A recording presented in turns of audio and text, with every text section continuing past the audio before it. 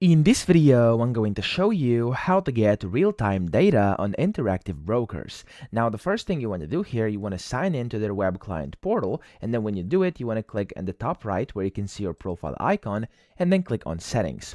Inside Settings, over here on the right-hand side, under User Settings, if you scroll down, you'll be able to see Trading Platform, and under this, it says Market Data Subscriptions. So, to actually get real-time data and basically manage your market data subscriptions, everything is going to be within this tab. So if you just click on that, it's going to open up the Market Data Subscriptions tab.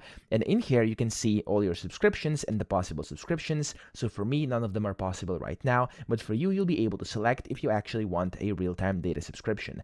Over here, also, you could go ahead and click on where it says Market Data Subscriber Status, click on the Configure button, and this over here will open up this window where you can basically select if you want your current market data subscriber status to be professional or non-professional. Just make sure you actually do know what you are doing before you actually proceed, okay? So that's basically how you get it. I hope this video helped you out. If it did, please subscribe to the channel and help me out as well.